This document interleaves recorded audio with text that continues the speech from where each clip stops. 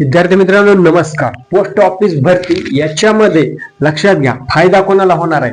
Category wise फायदा होणार आहे का? ज्याला जास्त पर्सेंटेज आहेत त्यांना फायदा होणार आहे का? एकदम जे पीडब्ल्यूडी कॅटेगरी मधले जे आपले काही विद्यार्थी आहेत त्यांनाच डायरेक्ट फायदा होणार आहे? म्हणजे लक्षात घ्या, इथे कॅटेगरीनुसार सुद्धा फायदा होणार आहे.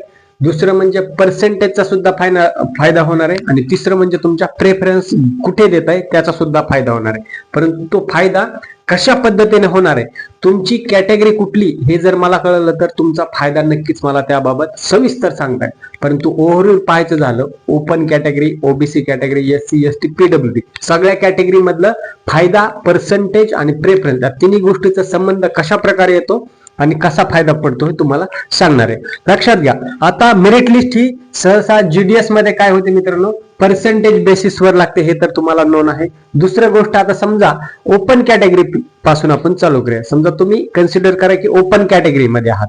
ओके, या ठिकाणी तुम्हाला टक्केवारी आहे 95, 96, 97 किंवा 98 किंवा 80 पासून चालू होते ते 98 पर्यंत येऊन थांबता. या रेंज मध्ये तुम्हाला पर्सेंटेज आहे. ओके, तीच आता याला कंपॅरिझन करून ओबीसी कॅटेगरी घेऊ. ठीक आहे, ओबीसी. आता ओपन मधले विद्यार्थी ए कन्सिडर करू, ओबीसीचा विद्यार्थी बी कन्सिडर करू. फॉर एक्झाम्पल, ओपन मधल्या विद्यार्थ्याला 95 ते 98 च्या रेंज मध्ये टक्के आहेत आणि तेच ओबीसी कॅटेगरी मधल्याला 97, 95 किंवा 88, 92 इथे एवढे टक्के आहेत. म्हणजे जवळपास टक्के दोघांचे सेमच आहेत. इथे मी 88 का घेतले, कारण की तोच तुम्हाला फायदा मी तुम्हाला थोडक्यामध्ये सांगणार आहे. तर आता ज्यावेळेस पहिली मेरिट लिस्ट लागेल, दुसरी, तिसरी, चौथी अशा पद्धतीने जसं जसं मेरिट लिस्ट लागेल तसा कट ऑफ ड्रॉप होत असतो. परंतु पहिल्या मेरिट लिस्टला सगळ्यात जास्त कट ऑफ हा ओपन कॅटेगरीचाच लागणार आहे मित्रांनो. लक्षात घ्या, लागत असतो आणि लागणार सुद्धा आहे. का? कारण की ऑलवेज कुठल्याही भरतीमध्ये ओपन कॅटेगरीचा कट ऑफ सगळ्यात जास्त असतो, त्याच्यानंतर कॅटेगरी वाईज कट ऑफ कमी कमी असतो. ठीक आहे, ह्याच्यामध्ये जर पहिल्या पहिल्या मेरिट लिस्ट मध्ये ओपनच्या विद्यार्थ्यांना 97% आहेत आणि तेच ओबीसी कॅटेगरी मधल्या विद्यार्थ्याला 95% आहेत. ठीक आहे, आता इथे दोघांचं सुद्धा सिलेक्शन होण्याचे चान्सेस आहेत. आता तुम्ही म्हणाल कसं? का? कारण इथे 97 जरी टक्के असले तरी त्याचा प्रेफरन्स ग्रामीण भागात जर त्यांनी दिलेला असेल आणि इथं 95% असेल, याने जर प्रेफरन्स ग्रामीण किंवा शहरी भागामध्ये दिलेला असेल दोन्ही पैकी एक, तर त्या भागाचा कट ऑफ किती आहे त्यानुसार हे यांचं सिलेक्शन ठरत असतं. म्हणजे याचा फायदा काय?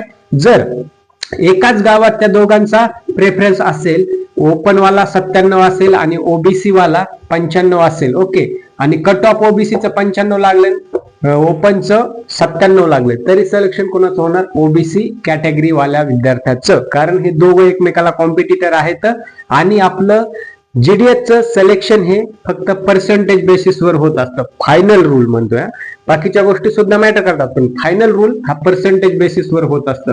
म्हणजे जर दोघाला कॉम्पिटिटर एकमेकाला दोघं जर असतील, ओपन वर्सेस ओबीसी किंवा open versus SC ST PWD, तर ओपन मधल्याला जास्त पर्सेंटेज असून सुद्धा जर त्या गावामध्ये किंवा त्या प्रेफरन्स दिलेल्या ठिकाणी कॅटेगरी मधले विद्यार्थी असतील किंवा 95 ओपन वाले आहेत आणि त्या गावात किंवा त्या प्रेफरन्सला एससी आणि एसटी कॅटेगरीचे विद्यार्थी सुद्धा आहेत, तर इथं 95 असून सुद्धा जर एससी एसटीचा कट ऑफ समजा 90च लागला तर 95 पेक्षा 90 वाल्याला चान्स आहे. म्हणजे काय, तुमचा कॅटेगरीचा सुद्धा इथे फायदा पडतो. परंतु थांबा, ओपन वाल्यांनी लगेच घाबरून जायचं नाही ओपन कॅटेगरीच्या विद्यार्थ्यांनी. का? कारण की कट ऑफ आणि बाकीचा जो प्रेफरन्स असतो ह्याचा तर संबंधच येतो, परंतु ह्या ज्या जागा आहेत त्या कॅटेगरी वाईज डिवाइड करून दिलेल्या असतात. मग तुम्ही म्हणाल की आता सांगितलं तर मग ते वेगळं कसं सांगितलं? पण जस्ट एक्झाम्पल तुम्हाला समजण्याच्या उद्देशाने सांगितलं आहे.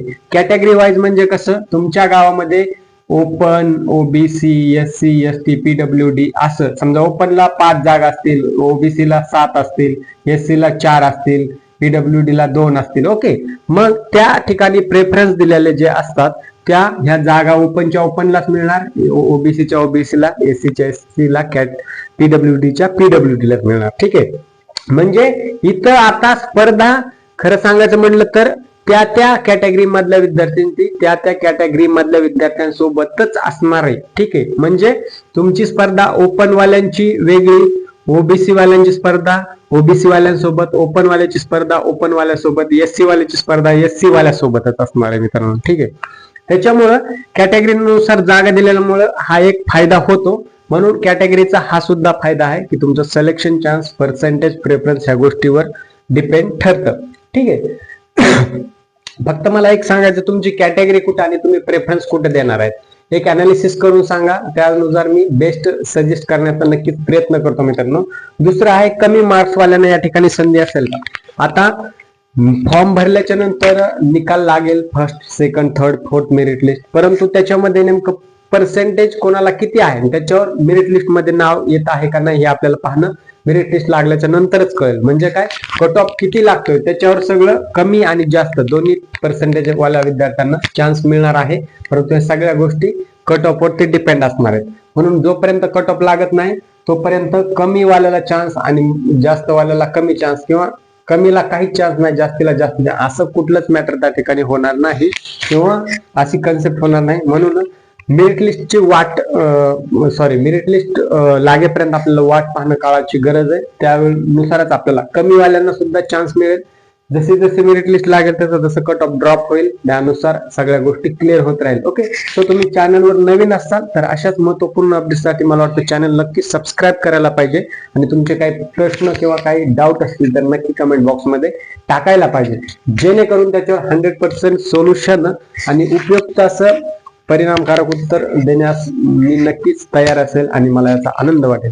देश समजा राजांनो, भेटूया नवीन अपडेट सोबत. तोपर्यंत जय हिंद आणि राम राम.